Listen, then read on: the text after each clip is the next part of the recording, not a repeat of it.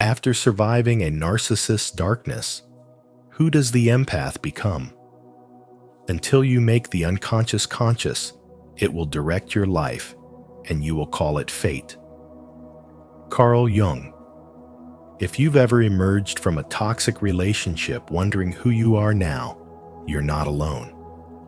This video is a mirror held up to the soul of every empath who has survived a narcissist's shadow. What comes after survival is not just healing, it's rebirth.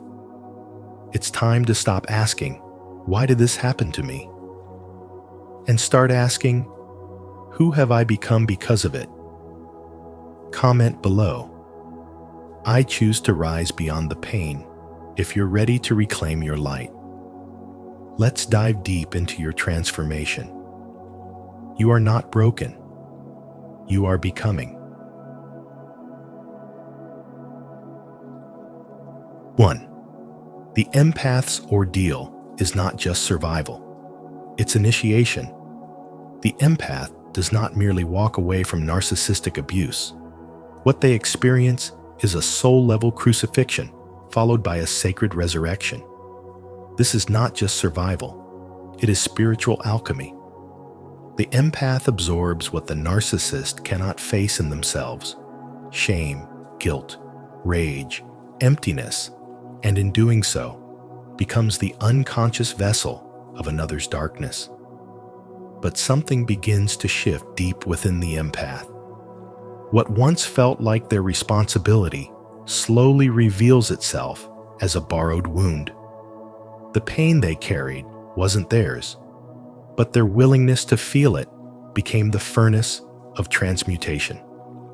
In the silence that follows the storm, the empath doesn't just find healing, they find vision.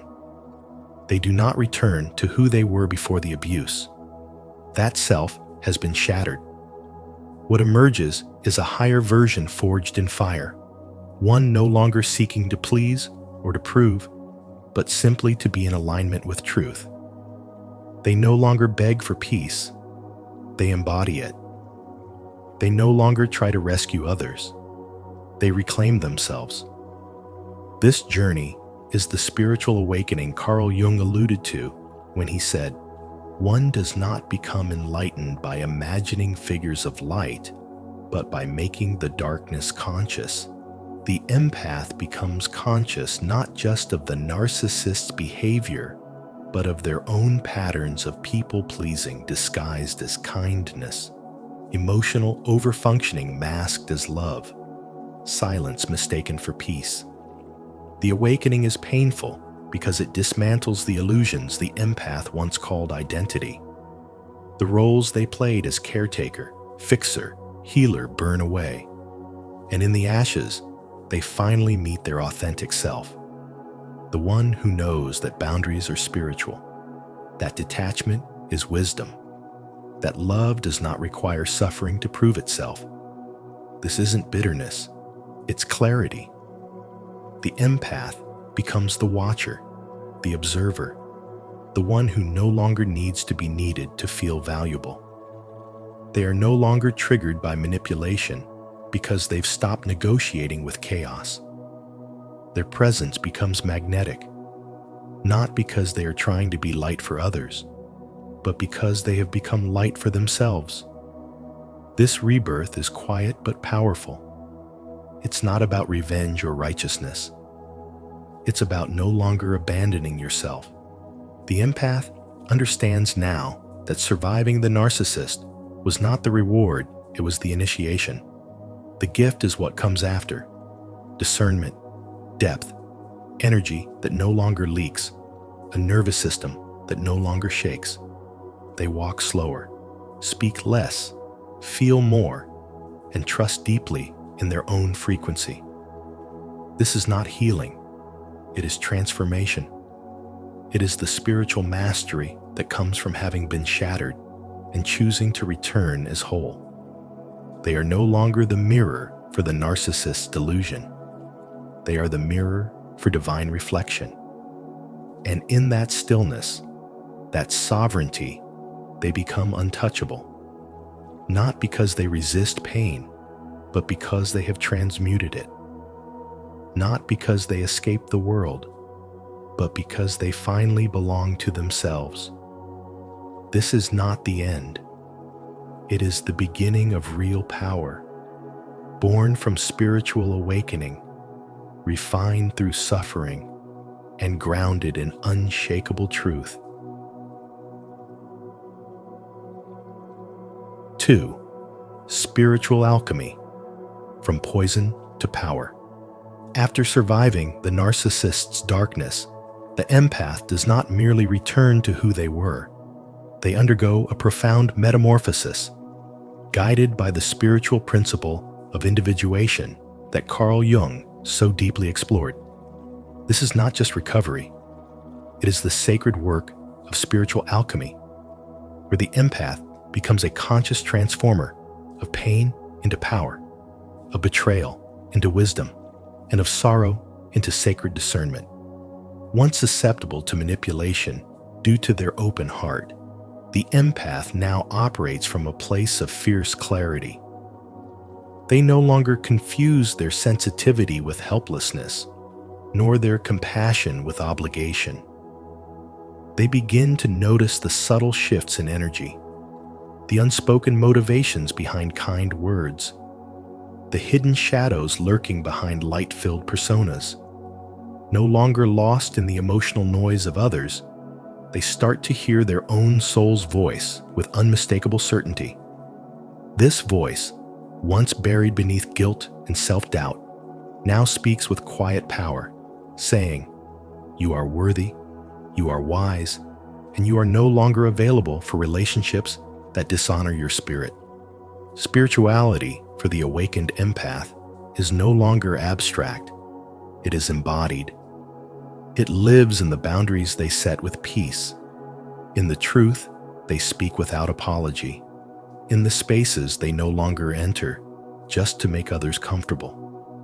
They begin to anchor themselves in spiritual development, recognizing that true compassion requires the ability to say no, that love without self-respect is a form of self-abandonment, and that forgiveness does not mean allowing repeated harm.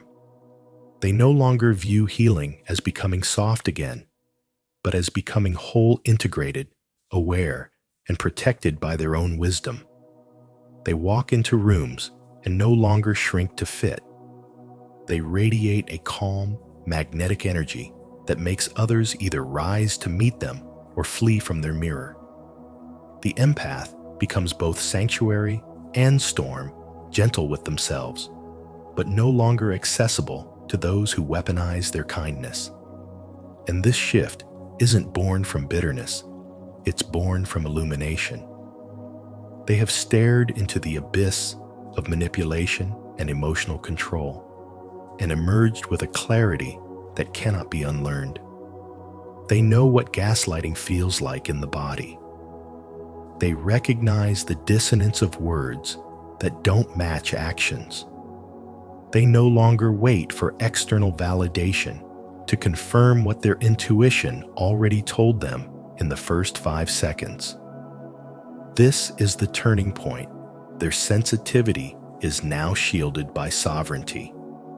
They become attuned to the deeper language of energy, no longer explaining their instincts to those who live only on the surface. What once felt like a curse becomes their greatest compass. The lesson carved into their spirit is that survival was never the end goal. It was the doorway to spiritual embodiment. And now, they no longer just feel deeply, they see clearly. They trust slowly. They speak the truth. They protect peace. They have become a soul who not only survived darkness, but learned to transmute it into light. This is what spiritual growth looks like when forged in the fire of betrayal and sealed by the wisdom of self-love. 3. The narcissist is both outer and inner. The narcissist is not merely someone who hurt you. He is a symbol, an archetype, a walking embodiment of the collective shadow that Carl Jung so profoundly revealed. He is not just an external oppressor, but a reflection of the deeper psyche of ego run wild, of control dressed as charm, of love twisted into manipulation. But what most empaths don't realize is that the narcissist exists within as much as without. You, the empath, have been taught to give endlessly, to earn love by losing yourself, to be worthy only when you're saving someone else. And this internal addiction to sacrifice is the inner narcissist you must face. It is not loud. It does not abuse in the traditional sense, but it quietly tells you that you must be small to be loved, that suffering is spiritual, that silence is strength. And because of this, many empaths unconsciously participate in their own pain, entering relationship after relationship where they're not seen, only used. This is the unconscious dynamic Jung warned about when the unseen inner patterns rule your life and you call it destiny. But it's not destiny. It's programming. There comes a moment when you wake up not just from the narcissist's grip, but from your own internal prison. You begin to question why love always feels like loss, why empathy turns into exhaustion, why your open heart feels like an open wound. And in that moment, something ancient stirs inside you, a spiritual intelligence, a deeper wisdom that says, I no longer need to earn love through pain. You stop seeing yourself as the healer, the fixer, the one who must absorb darkness to be seen as light. And instead, you reclaim your boundaries, not as walls, but as gates of discernment. You realize that love is not sacrifice, it is presence. It is not about saving, it is about seeing. And from that place, your energy changes. You no longer attract takers. You no longer chase validation. You no longer confuse intensity with intimacy. You become calm, solid, clear. And in that clarity, you discover a new power, the ability to sit with your own light without shrinking, and with your own shadow without shame. This is the rebirth of the empath. No longer a sponge for everyone's pain, but a mirror of spiritual clarity.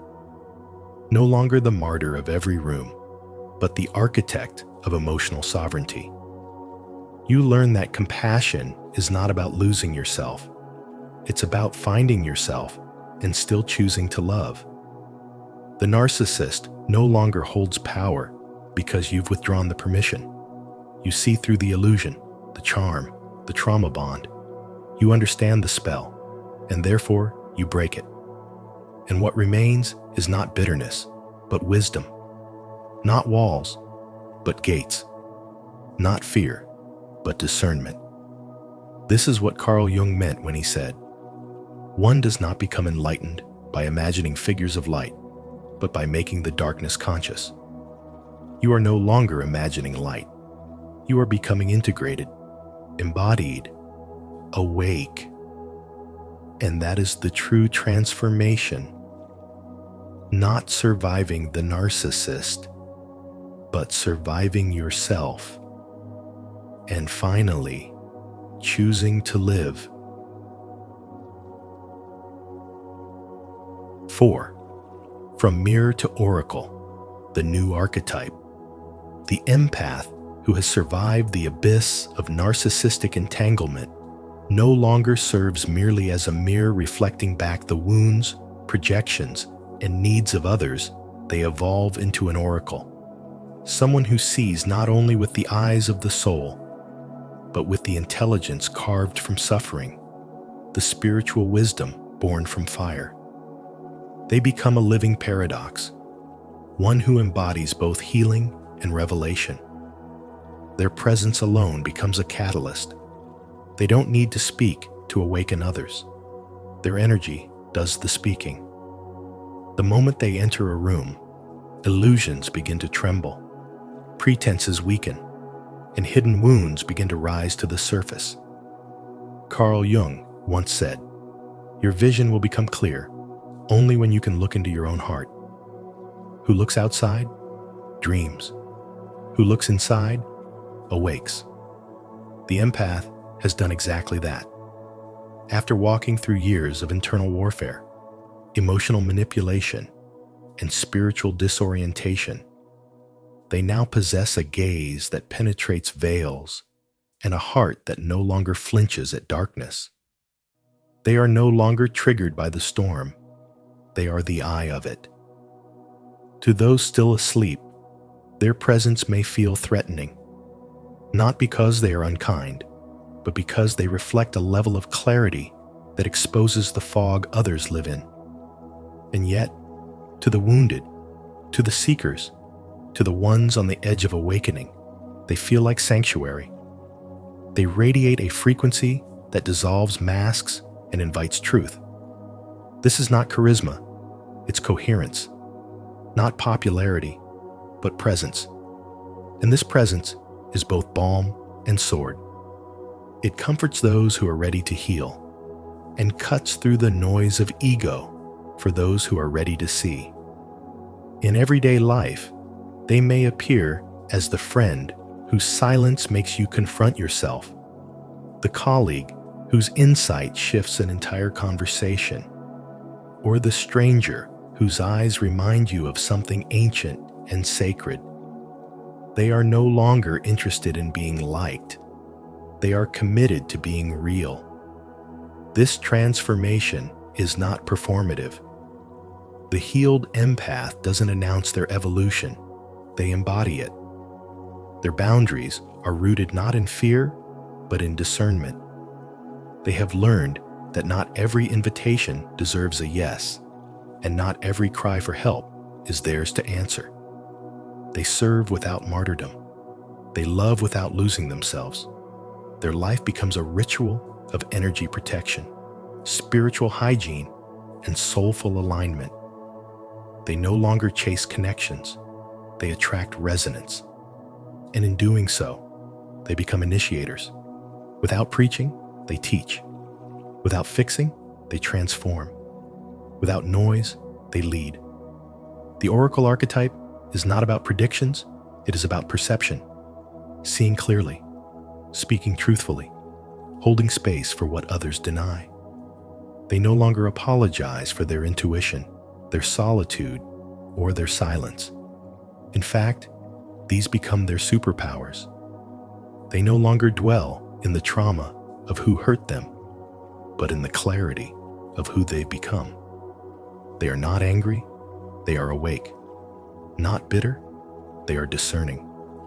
Their spirituality isn't aesthetics or trend.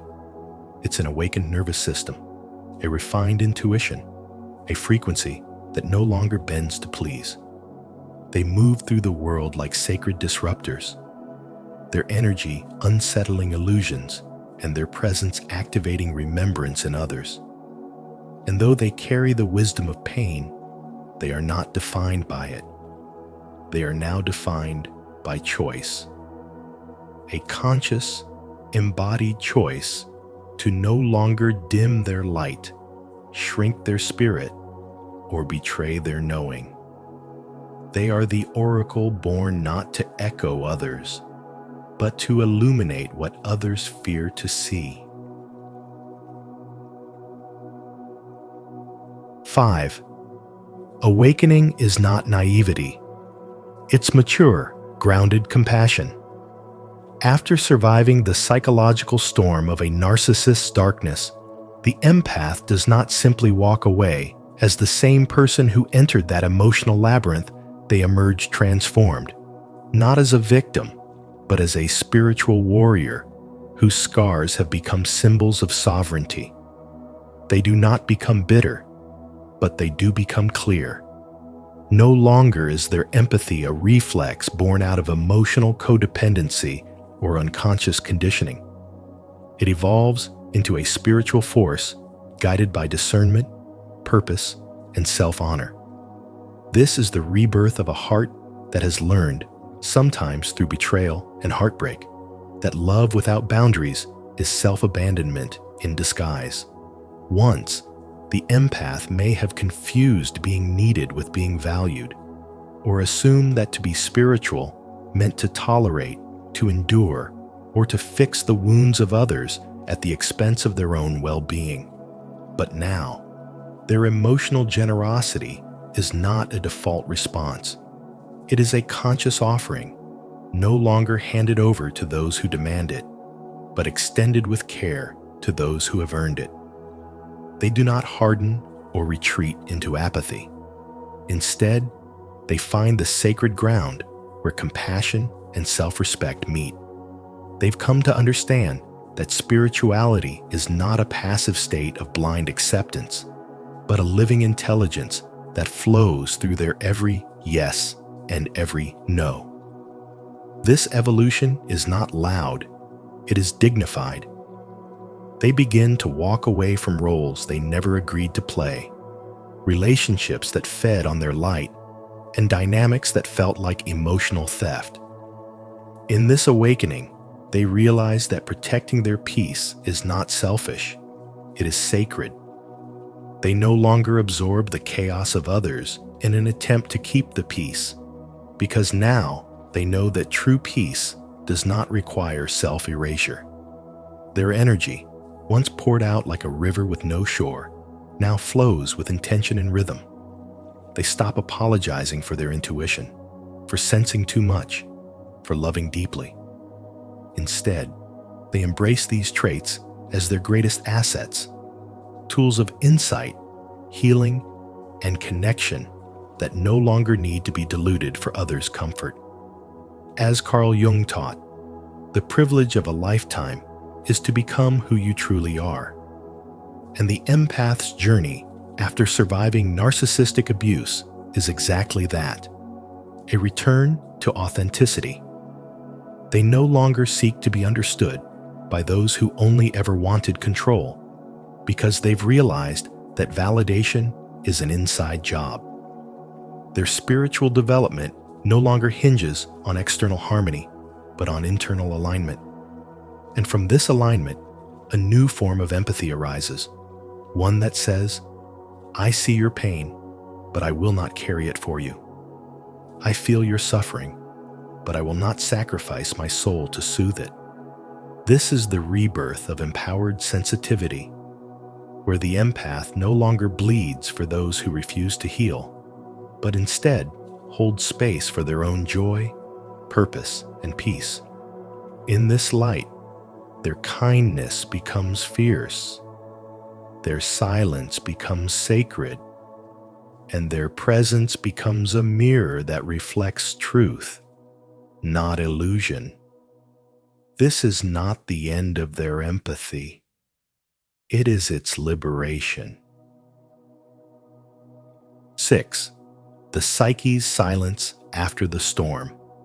After surviving the narcissist's darkness, what follows is not celebration, but a sacred and almost surreal silence. This silence isn't emptiness, it's the intelligent pause of your psyche, finally no longer in survival mode, beginning the profound process of reorganization. What's dissolving is not your strength, but the outdated identity that was once built around saving others. You were trained, perhaps unconsciously, to feel valuable by being needed, to feel seen by being self-sacrificing, to feel loved by abandoning yourself. But now, in this stillness, that performative self begins to fade, and what emerges is not another mask, but the essence of your authentic being. This is where Carl Jung's concept of the self begins to take shape, not as a personality or an adaptation, but as the archetype of wholeness that quietly orchestrates healing from the depths of the unconscious. You no longer chase meaning through chaos. Instead, you begin to see meaning in symbols, in dreams, in the quiet pull towards solitude. You find that spiritual intelligence is not about knowing everything, but about trusting the unknown inside you. This reawakening is not loud because it doesn't need to be. Spiritual wisdom doesn't scream, it resonates. And in this sacred inner space, you begin to realize that healing isn't just about fixing what's broken. It's about reclaiming what was buried. Your intuition sharpens. Your nervous system calms. You stop needing to explain your worth. The empath who has survived narcissistic manipulation is no longer driven by guilt or fear. They become sovereign. And that sovereignty is not arrogance, it's clarity. You start living from the inside out rather than outside in. You stop looking for mirrors in broken people and begin becoming your own reflection. Jung reminds us, who looks outside dreams. Who looks inside awakens. This awakening means no longer identifying with pain as personality, no longer chasing chaos as connection. You recognize that the role of savior was a disguise, a role you wore to survive dysfunction. Now, you are no longer a role, you are real. There's no need to perform empathy to earn belonging. You belong because you exist. The narcissist taught you the cost of abandoning yourself, but this silence teaches you the power of returning home to your soul. And in that return, you become someone entirely different, not harder, but wiser, not colder, but clearer. You become someone who doesn't just feel deeply, but sees clearly. Someone who doesn't rescue to feel useful, but listens to their inner self to stay truthful. You become a guide not because you've read spiritual books, but because you've lived through spiritual death. And now, your presence becomes intelligence. Your silence becomes authority. Your detachment becomes discernment. You are no longer who they broke, you are who you built. And that version of you, that is the true empath, whole, awake, and finally, free. 7. Individuation means integration. Real healing is not simply about moving past the pain someone else inflicted. It is about finally turning inward and illuminating the shadows that have always lived inside you. Carl Jung reminds us that until you make the unconscious conscious, it will direct your life and you will call it fate. The empath, after surviving the deep manipulation and psychological entanglement of a narcissist, often believes that freedom lies in the mere act of leaving. But leaving is only the threshold. The true transformation begins when the empath no longer sees themselves as a passive victim, but as an active participant in their own spiritual awakening.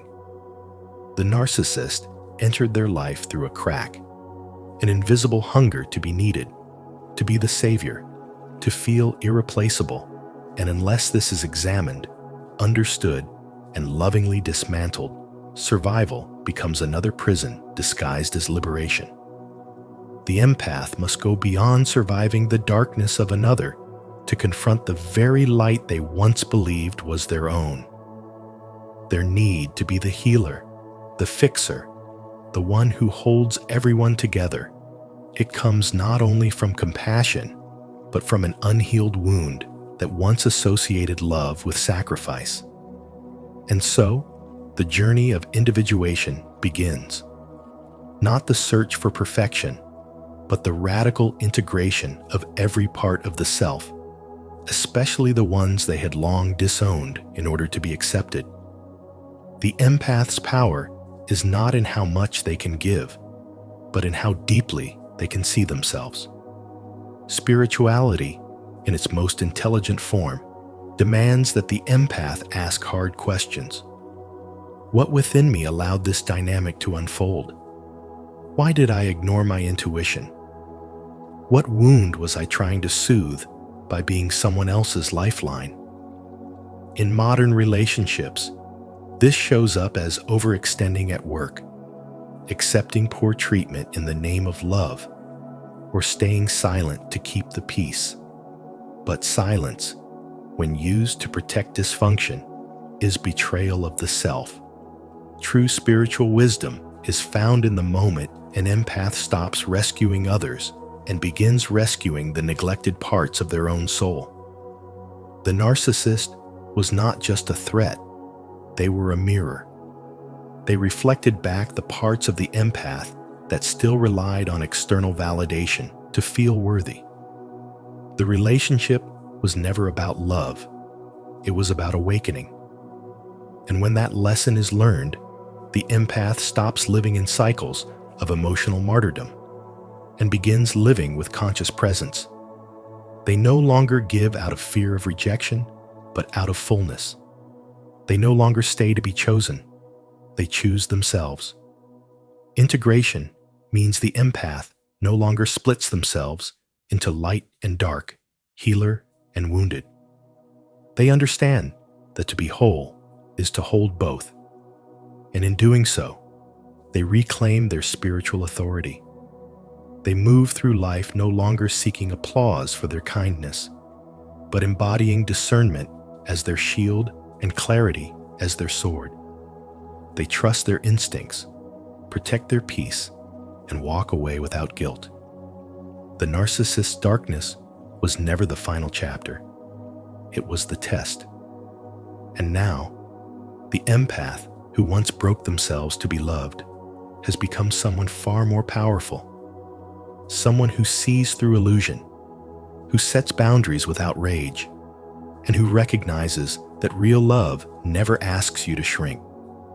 In this becoming, the empath is not harder, they are wiser. Not colder, but clearer. And that is the essence of intelligent spiritual awakening. 8. You become the living paradox, fierce and tender. You become the paradox the world never expected, fierce enough to say no with conviction, yet tender enough to hold space for someone else's pain without collapsing into it. You become the empath who has walked through fire not to escape it, but to understand its language. You become the wounded healer, not in theory, but in truth, because your healing comes not from forgetting what was done to you, but from remembering it with sacred clarity. You no longer wear your wounds as proof of your pain. You wear them as proof of your transformation. What once shattered you now sharpens you. Your intuition is no longer a quiet whisper easily dismissed. It is a voice refined by suffering, honed by survival, and now it speaks with authority. As Carl Jung said, "He who looks outside dreams, he who looks inside awakens." You looked within the chaos, within the projection, within the trauma, and what you found was not just survival, but spiritual development. The narcissist taught you what love is not, and in that brutal education, you uncovered what real, soul-rooted love must be: boundaried, awake, and reciprocal. You learn to descend into another's chaos without absorbing it. You enter their darkness as a witness, not as a sacrifice. You rise into your own light without guilt, without apology, and without the need to shrink to make others comfortable. You become the mirror that cannot be distorted.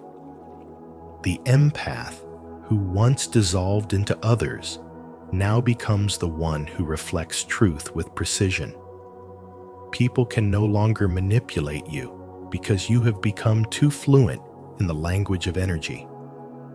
You don't just see the surface, you sense the intention behind it, and no mask can fool you. Your light is no longer passive, it is surgical, cutting through illusion with calm precision. You don't chase love anymore. You don't overextend yourself trying to be understood. You no longer give explanations where your energy is not honored. Your spirituality is no longer a performance of peace. It is a fierce devotion to your own soul. You no longer betray yourself to be accepted. You speak up, even if your voice trembles. You walk away, even when your heart still aches. You rest without shame, and you choose solitude not because you fear people, but because you honor your energy. You become the phoenix not just for having risen, but for having died with dignity. You burned away the parts of yourself that were rooted in codependency, silence, and self-abandonment. And in those ashes, you planted something rare: discernment. Now, your love has boundaries. Your compassion has depth. Your kindness has intelligence. You become the oracle, the one who sees behind smiles, behind charm, behind words. You see what people try to hide, and you no longer shrink in the face of that knowing. You don't confront to punish. You confront to clarify. You speak truth, not to be right, but to be free. You carry your past not as weight, but as wisdom. You don't deny the darkness you've been through. You integrate it. You understand that to be truly spiritual is to be both grounded and elevated, both soft and unbreakable, both human and sacred. You are no longer seeking to be liked. You are seeking to be aligned. Your presence becomes medicine to those who are ready and a mirror to those who are not. And through it all, you remain tender, not weak, but tender. Because tenderness, when born of awakening, becomes one of the strongest forces on earth. This is not just healing. This is spiritual development in its most embodied form. 9. The final answer: you become the self. After surviving the darkness of a narcissist, you do not return to who you were. You become who you were always meant to be. You no longer carry the labels they projected, the expectations society imposed, or the illusions you once clung to for safety. What emerges is not a wounded version of your past self, but the awakened self, a soul fully aware of its own value, anchored in its own light. Carl Jung called this sacred emergence individuation the journey of becoming whole by integrating both shadow and truth. This transformation is not simply healing from abuse. It is a radical, spiritual awakening born from pain, betrayal, and disillusionment. You rise not in spite of what you've been through, but because of it. Every moment of gaslighting that tried to rewrite your reality only made your inner knowing stronger. Every silent scream you swallowed became the seed of a voice that now refuses to be silenced. Every time your empathy was twisted into obligation, you began to sense the difference between authentic connection and emotional manipulation. What once broke you open is now what makes you unbreakable. This is not just recovery, it is resurrection. You no longer define yourself by how well you please others. You define yourself by how deeply you honor your own energy. You no longer run on the fuel of external validation. You are guided by inner truth. The empath, who once gave endlessly without boundaries, has become the soul that listens first to their own intuition. The person who once questioned their worth now moves with spiritual intelligence, recognizing that their sensitivity was never the problem, but the portal. That deep ache you once carried wasn't your weakness, it was your calling. Carl Jung once said, "The most terrifying thing is to accept oneself completely," and yet, that is what you've done. You've met your pain. You've sat in the ashes. You've stopped performing for love. And in doing so, you've accessed something most people never touch: the sacred clarity that comes from being stripped of illusion. You now see with spiritual wisdom. You now sense energy before words. You recognize projection deflection, and seduction as patterns of the wounded, not reflections of your worth. You no longer chase what depletes you. You protect what nourishes you. And in this newfound alignment, you become magnetic to truth, to peace, to depth. The empath becomes a rare force, not soft in the way the world defines softness, but powerful in a way that threatens every manipulative system built on control. Your presence no longer serves others' egos. It awakens their soul. You speak not to be understood by the blind, but to call forth those who carry the same frequency. You love without losing yourself. You give without self-abandonment. You walk away without guilt. What the narcissist couldn't destroy became the foundation of your sovereignty. And now, in the quiet power of your being, you embody Carl Jung's wisdom. I am not what happened to me. I am what I choose to become. You have chosen wholeness. You have chosen the truth. You have chosen to be the self. And that choice made through fire, silence, and self-respect is the most intelligent act of spiritual evolution there is. And so, as the empath rises from the ashes of narcissistic pain, they are no longer just a survivor. They are reborn as a force of clarity, compassion, and power. Their boundaries are sacred. Their intuition is sharp, and their soul has remembered who it truly is. If this message spoke to your journey, let it echo within you and remind you, you are not broken, you are becoming. If you found wisdom in today's video, don't forget to like, share it with someone who needs to hear this, and subscribe to Spiritual Wisdom. Tap the notification bell so you won't miss what's coming next on your path of healing, awakening, and personal truth.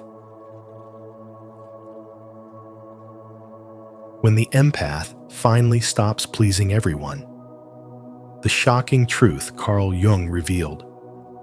The privilege of a lifetime is to become who you truly are. Carl Jung. If you've ever felt exhausted from carrying the emotions of others, or silenced your truth just to keep the peace, this message is for you.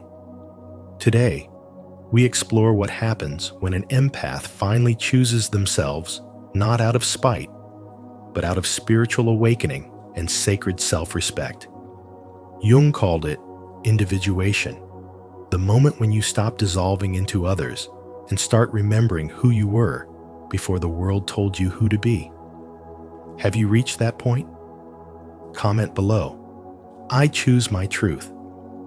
Let us know what this shift means to you. Your story may awaken someone else's power. 1. The core awakening. When an empath finally stops trying to please everyone, they don't become cruel. They become conscious. They stop betraying themselves for approval and begin to recognize that their constant giving was not always love. It was often a survival mechanism. Carl Jung called this individuation the sacred process of becoming whole, of integrating the fragmented self that was once shaped by everyone else's expectations. The empath doesn't lose their light. They redirect it inward.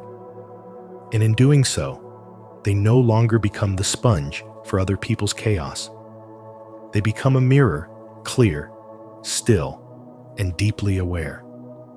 What most people fail to realize is that the empath's sensitivity is often a symptom of past emotional trauma, not just a spiritual gift. It's the result of being conditioned to anticipate others' moods, manage their emotions, and self-abandon in the name of peace. Jung would describe this as survival sensitivity, the kind of hyper-awareness that comes from years of emotional caretaking, often developed in childhood when love was conditional, attention was inconsistent, and silence meant safety.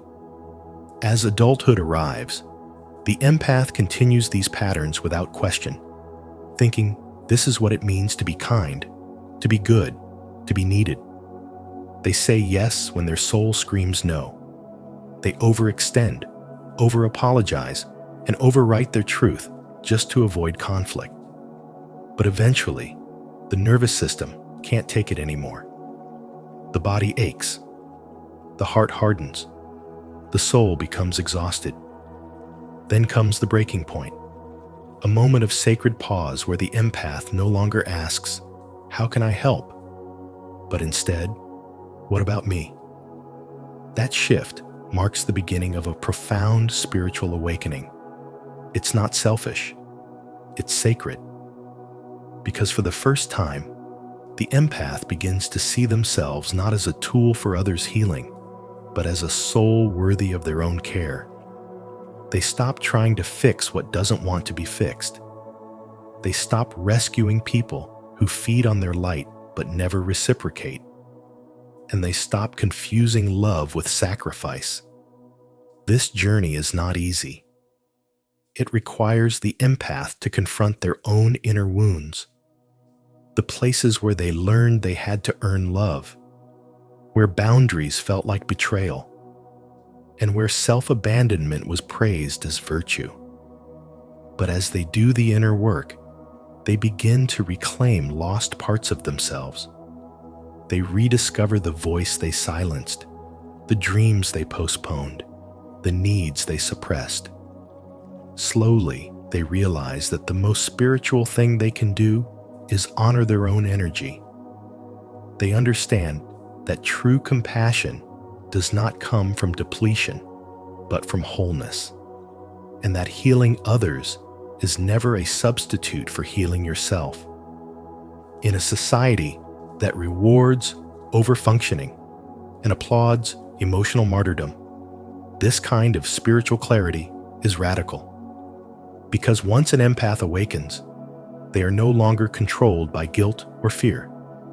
They no longer need to be liked to feel valuable. They no longer shrink to make others feel comfortable. Instead, they radiate a grounded strength, a quiet power that says, "I am here, and I am no longer abandoning myself for anyone." This is the heart of individuation, a spiritual homecoming where the empath becomes a sovereign being, not cold, but clear, not detached, but discerning, no longer performing roles to survive, but choosing to live in alignment. This kind of awakening dismantles every illusion society projects onto the empath. It breaks the cycles of emotional codependency and reclaims the sacred truth that you were never meant to be everyone's healer. You were meant to be whole. And in that wholeness, you become more magnetic, more authentic, more spiritually aligned than ever before. This is not the end of empathy. It is its rebirth. Now grounded in truth, elevated by boundaries, and lit by the fire of your own inner knowing, are you ready to stop pleasing the world and start honoring your true self? If this message speaks to your soul, comment below, "I choose my awakening," to claim your power and begin this journey of spiritual wisdom and transformation.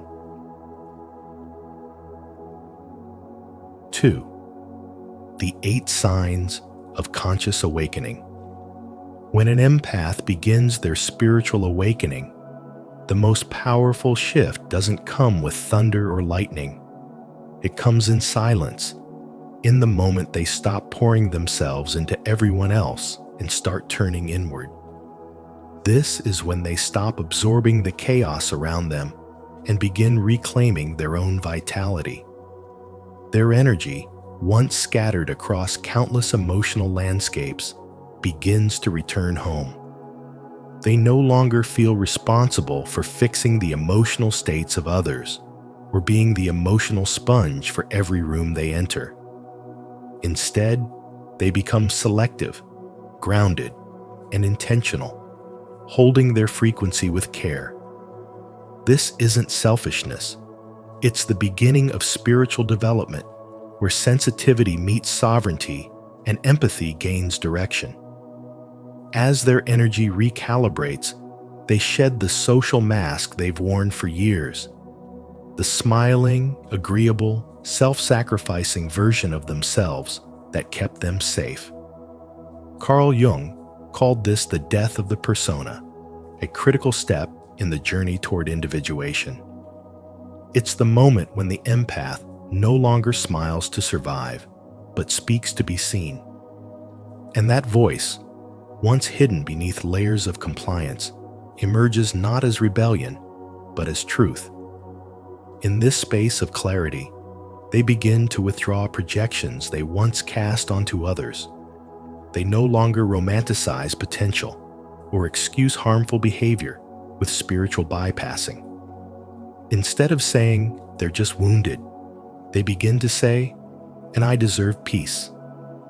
They see people for who they are, not who they hope they'll become. The spell of idealization breaks, and with it, the empath's unconscious participation in cycles of emotional labor ends. This awakening births sacred boundaries, not as punishments or rigid walls, but as clear, compassionate lines drawn in self-respect. The word "no" becomes a full sentence. They stop apologizing for protecting their energy. Every boundary becomes an affirmation. I am not here to be consumed. Alongside this, the heavy weight of guilt begins to lift guilt that was never truly theirs to carry. It was sewn into their nervous system by those who benefited from their self-abandonment. But now, guilt dissolves, and in its place rises a new foundation of self-care that isn't transactional, but devotional. They realize that they don't need to be depleted to be worthy. As they grow, the need for external validation fades. They no longer shapeshift to be liked or betray themselves to stay connected. They choose authenticity over approval, even if it means facing loneliness. And yet, this loneliness isn't empty, it is sacred space. In that space, the empath begins to nurture themselves the way they once nurtured others. They become their own sanctuary, their own healer. The love they once desperately tried to earn now flows inward as they reparent their inner child, offering tenderness and safety from within. This internal shift empowers them to show up differently in relationships. They no longer confuse compassion with enmeshment. They feel deeply, but stay rooted. They hold space without being consumed. This is boundaried compassion, a form of love that honors the self as much as the other. Eventually, they attract a new kind of connection, relationships built on mutual respect, energetic responsibility, and spiritual awareness. These connections don't require performance, only presence. They are no longer drawn to chaos or intensity masquerading as love. They are drawn to peace. And in this new frequency, they no longer fear losing people. They fear losing themselves. So they choose themselves again and again, not in bitterness, but in reverence. They know now that the most spiritual thing they can do is protect their energy, speak their truth, and walk away from anything that dishonors their soul. What was once perceived as weakness is now their greatest strength. The courage to stop pleasing, the wisdom to start healing, and the grace to evolve without apology. This is not the end of empathy. It is its elevation. It is empathy infused with clarity, rooted in truth, and guided by the soul's deepest intelligence. If these 8 signs of conscious awakening speak to your soul, subscribe, and hit the notification bell. Your journey into spiritual wisdom and Carl Jung's truth is just beginning. 3. Shadow work and the empath's rage. Buried beneath the empath's gentle exterior is a quiet rage, a sacred fire forged through years of emotional labor, betrayal, and unreciprocated care. It isn't anger for its own sake. It's the unspoken grief of always being expected to be the healer, the peacemaker, the one who absorbs everyone's chaos and carries it in silence. Carl Jung taught that what we suppress doesn't disappear. It festers in the unconscious, shaping our behavior until we choose to face it. And when the empath finally stops pleasing everyone and turns inward, they don't become cold or cruel. They become clear. This is the beginning of individuation, the process of becoming whole. The rage isn't a breakdown. It's a breakthrough. It's the voice that was silenced finally rising, not to destroy, but to liberate. Instead of reacting impulsively or people-pleasing out of habit, the awakened empath becomes selective, no longer offering their energy to every crisis or false emergency. They develop spiritual wisdom and emotional intelligence that allows them to distinguish between authentic need and manipulative dependence. What once felt like compassion now becomes discernment. They no longer say yes to preserve harmony at the cost of their own nervous system.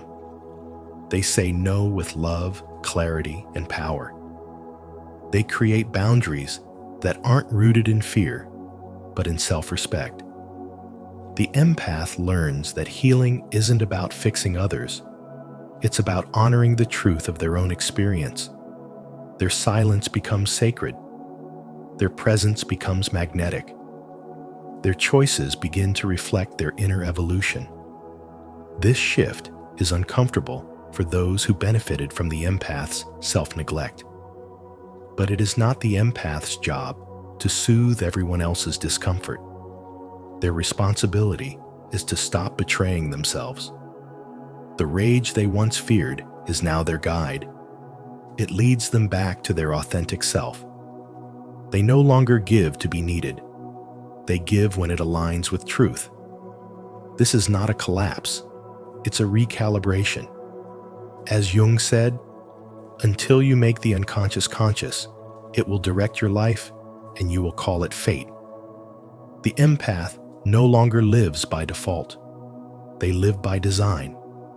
And in doing so, they become a mirror that reflects the dysfunction of the world, not to shame it, but to invite it into healing. This is spiritual awakening in its rawest form. Not light without darkness, but wholeness forged in the fire of reclaimed identity. If you've ever felt the fire behind your silence, comment, "I agree." If you see it differently, share your view with, "I don't think so." Your voice matters on this journey of shadow work and spiritual awakening.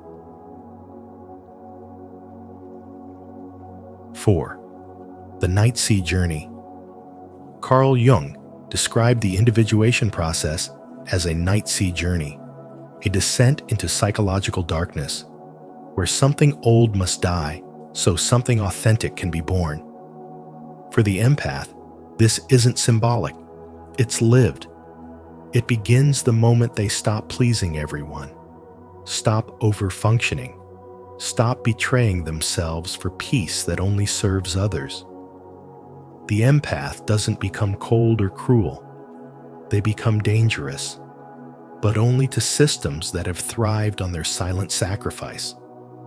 They begin to lose relationships, but not love. They lose dynamics built on emotional servitude. They say no for the first time, not to reject connection, but to honor their truth. And in the emptiness that follows, they don't find loneliness. they find sacred solitude. This is where they meet themselves, stripped of roles, free of guilt, beyond performance. It's not a void, it's a mirror. And what they see is someone they've always been, but were never allowed to become. They begin to protect their energy, not out of fear, but out of reverence. They learn that boundaries are not barriers. They are bridges to deeper authenticity. In this silence, something radical happens. The empath hears their own voice, not echoed through others' expectations, but pure and unfiltered. That voice doesn't whisper apologies. It speaks clarity. This is spiritual awakening, not a retreat from life, but a return to self. The empath no longer confuses being needed with being loved. They no longer bleed to keep others warm. They no longer tolerate environments where their pain must remain unspoken. They stop absorbing energy and start channeling it. They don't burn out, they burn clean. And this threatens everything built on their compliance. They radiate spiritual wisdom, not from books, but from scars turned into insight. They embody resilience, not as a reaction, but as a frequency. Every step away from people-pleasing becomes a step towards self-possession. They no longer seek to be chosen. They realize they were never meant to be owned. They walk with the quiet strength of someone who has died to the world's expectations and been reborn in truth. And so, the night sea journey is not a tragedy. It's a transformation. The empath, who once dimmed their light to comfort others, now becomes the flame itself. They don't apologize for their radiance. They understand that spirituality isn't softness, it's sovereignty. And spiritual growth isn't about fixing others. It's about facing the self, embracing solitude, and walking through the darkness, not to escape it, but to become it. 5. Psychological and physical healing. When an empath finally stops living to please others, the body speaks a different language. The chronic fatigue that once felt endless begins to loosen its grip. The anxiety that curled itself around your chest starts to release, and those mysterious aches, imbalances, and illnesses that no test could explain slowly begin to fade. Because for the first time in years, maybe decades, the empath's nervous system is no longer under siege. No longer trapped in a loop of hypervigilance. No longer absorbing every unspoken emotion in the room. No longer over-identifying with the suffering of others. This is not merely rest. This is repair. This is what Carl Jung hinted at when he said that individuation, the process of becoming your true self, is the most dangerous thing you can do in a society that thrives on your self-denial. And the danger is not to others, but to every system, every relationship, and every expectation that relied on your silence, your compliance, and your emotional labor. Healing begins at the moment you stop running from yourself. It begins not just with boundaries, but with deep, energetic sovereignty. When you start saying no to what drains you and yes to what nourishes you, the soul begins to return to the body. And with that return comes a miraculous recalibration. Your digestion improves, your breath slows, your sleep deepens. This is not magic, it's nervous system regulation. This is the body finally feeling safe enough to heal. And what most people don't understand is that spirituality is not an escape from the body. It is a descent into it. It is learning to listen to your tension, your inflammation, your tight chest, not as flaws to be fixed, but as messages from the parts of you that were never heard. the more spiritually developed you become, the more somatically honest you must be. You can't fake peace anymore. You can't override your body just to meet someone's expectations. You start to trust your gut over their guilt, your intuition over their manipulation, your presence over their pressure. And this spiritual development is not just internal, it becomes visible. People sense something different. You no longer fold when they frown. You no longer over-explain, over-justify, or over-function. You stop rescuing others from the consequences of their choices.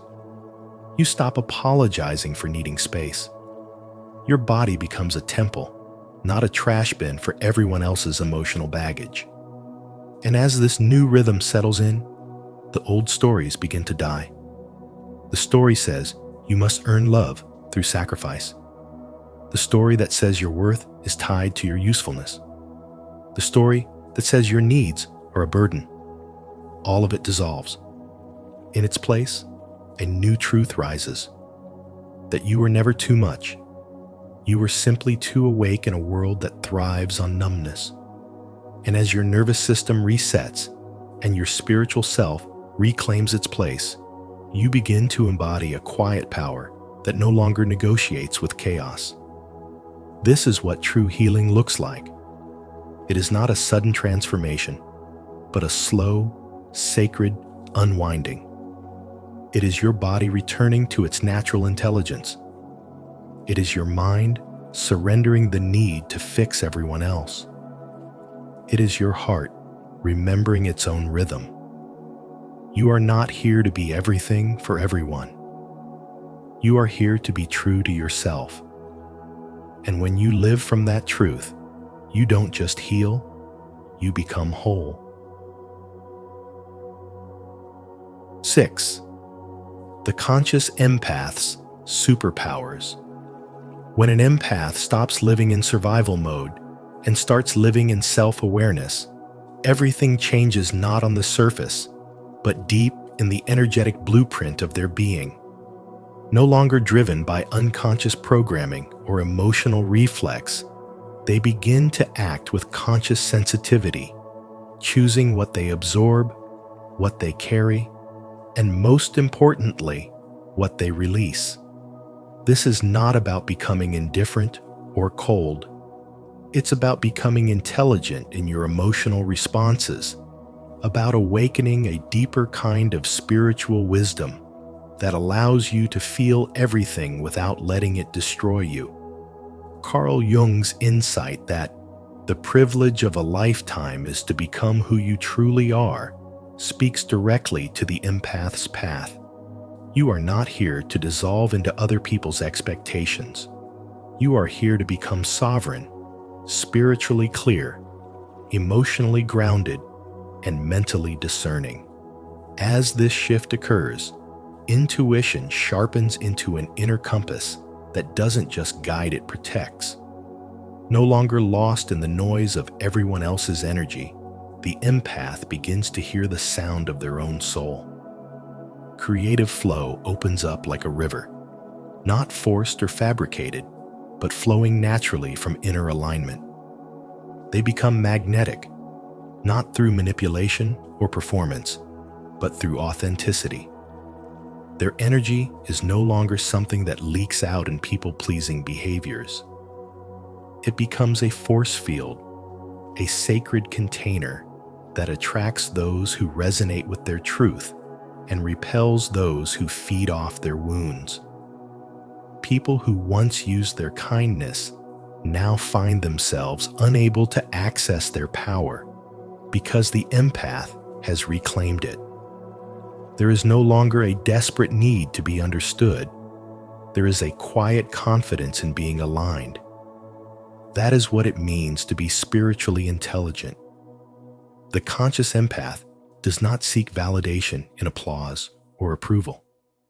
They begin to honor their yes and protect their no.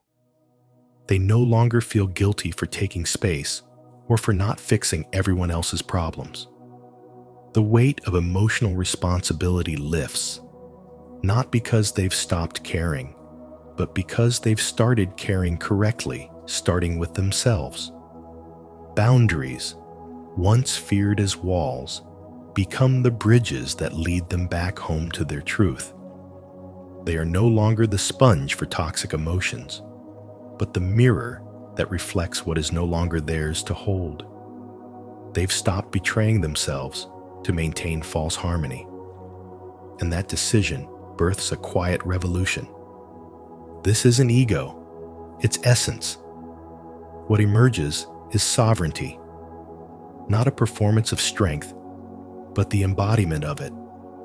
The kind of emotional maturity that no longer craves being liked because it's anchored in being whole. The kind of spiritual awareness that doesn't react to drama because it recognizes projection.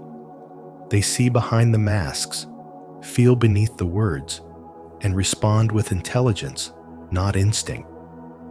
They become more powerful, not by force, but by presence. They become untouchable, not because they harden, but because they soften in the right direction. And in this softening, they find their power, not the kind that overpowers others, but the kind that reclaims themselves. 7. Jung's 5 principles for the conscious empath. When an empath awakens, they no longer confuse love with self-sacrifice. They begin to feel everything without absorbing anything, becoming attuned to the emotional landscape of others while staying rooted in their own inner world. This is not detachment, it's emotional intelligence. The conscious empath knows that to carry the pain of others is not compassion, but a silent form of self-abandonment. In this spiritual awakening, they learn to be present with suffering without drowning in it. They understand that feeling is a gift, but absorbing is a burden that was never meant to be theirs. This energetic boundary becomes the first step towards self-respect.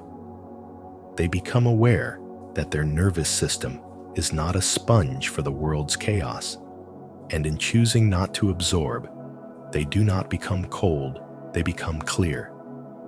They move from being emotional containers to conscious channels, allowing feelings to flow through rather than stick to them. Then, they stop giving from depletion and begin giving from overflow. They no longer see exhaustion as evidence of virtue. They realize that true generosity does not require self-erasure. Spirituality teaches them that their well-being is not a luxury, it's a necessity. When their cup is full, what pours out is love, not resentment. They learn that giving from emptiness creates imbalance, and giving from fullness creates healing. The conscious empath builds rituals of self-replenishment, honors their energy as sacred, and gives without guilt. They are no longer seduced by the savior complex. They no longer need to be needed to feel valuable. Their self-worth becomes internal, steady, and unshakable. As they evolve, they learn to love without losing themselves. This is where the deeper work begins. Jung spoke of individuation, the process of becoming whole, and for the empath, this means disentangling love from enmeshment. They understand that disappearing inside relationships is not romantic, it's destructive. They stop molding themselves into what others want and start embodying who they truly are. They no longer fear being too much or not enough. They learn that boundaries are not walls. They are doors that allow the right energy in and the wrong energy out. They realize that love should expand you, not shrink you. And the moment you start editing yourself to be loved is the moment love turns into performance. The spiritual empath no longer performs, they radiate. They begin to help from inspiration, not guilt. The difference is radical. Guilt-driven helping is rooted in fear, in trauma, in the belief that love must be earned. But inspired helping is aligned with the soul. It arises naturally, not compulsively. It listens to intuition, not anxiety.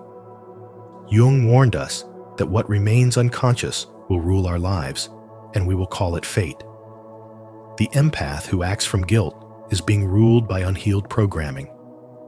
But the one who acts from inspiration is free. They are no longer manipulated by cries for help that come from manipulation or entitlement. They know the difference between true need and energetic vampirism. They help not because they are afraid to say no, but because they are excited to say yes. Their service becomes authentic, not automatic. Finally, they learn to trust their inner knowing over external pressure. This is where their power crystallizes. They stop outsourcing their decisions to the expectations of others.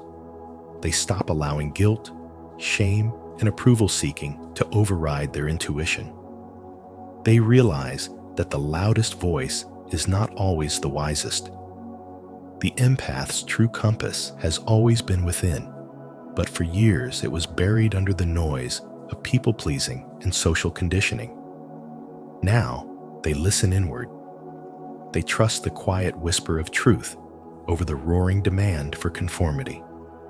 Spiritual wisdom teaches them that alignment is more important than approval, and that peace is the new success.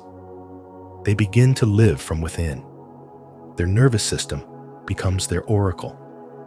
Their intuition becomes their leadership. Their life becomes an embodiment of sacred discernment. This is the conscious empath, grounded, awake, whole. They are not here to be understood by everyone. They are here to be aligned with themselves. They no longer need to be liked, only to be true. They walk with grace, give with clarity, and love with boundaries. They are not broken. They are finally becoming who they were always meant to be. And so, when the empath finally stops pleasing everyone, they don't lose their light. They become the fire. Carl Jung taught us that true individuation isn't about rebellion or rejection, but the quiet, unwavering return to one's authentic self. If this message resonated with your soul, let it stir something within.